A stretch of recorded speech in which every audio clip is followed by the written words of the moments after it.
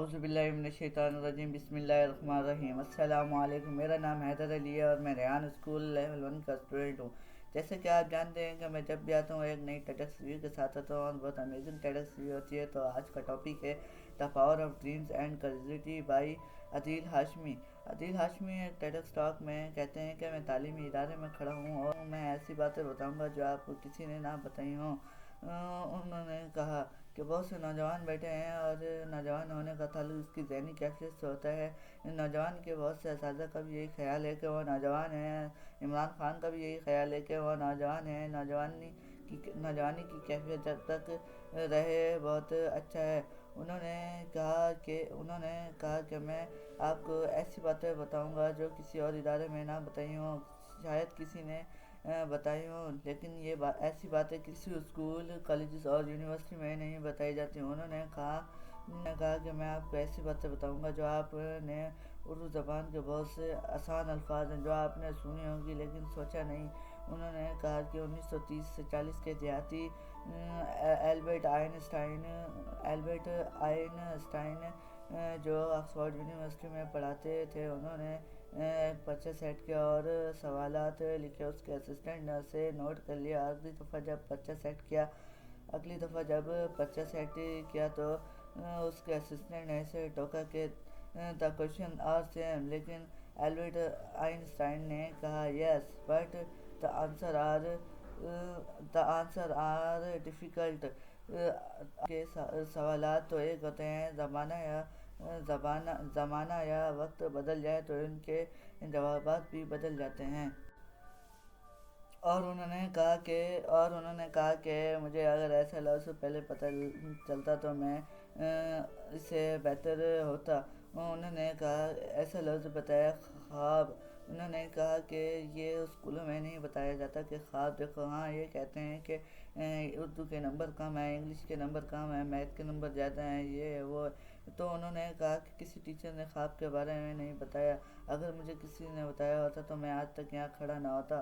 انہوں نے بتایا کہ خواب دو طرح کے ہوتے ہیں، ایک جو آنکھیں بند کر کے دیکھا جاتا ہے اور ایک جو آنکھیں کھول کر دیکھتے ہیں۔ ایک آنکھیں بند کر کے جو دیکھتے ہیں، صبح اٹھتے ہیں غائب ہو جاتا ہے اور پتہ بھی نہیں ہوتا یہ خواب کیا ہے، اور آنکھیں کھول کر جو خواب دیکھتے ہیں وہ بہت مشکل ہوتا ہے، جیسے علامہ اقبال نے خواب دیکھا۔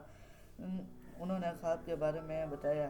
انہوں نے کہا کہ اگر انسان کا ضعف علم اور بڑا ہو تو ان کا خواب بھی بڑا ہوتا ہے۔ اگر سب لوگ خواب دیکھیں تو وہ غریب سے امیر ہو سکتے ہیں، لیکن غریب لوگ خواب نہیں دیکھتے، وہ وہیں کے وہیں رہ جاتے ہیں۔ اور انہوں نے کہا کہ اپنے خواب کو سنبھال کر رکھا کرو،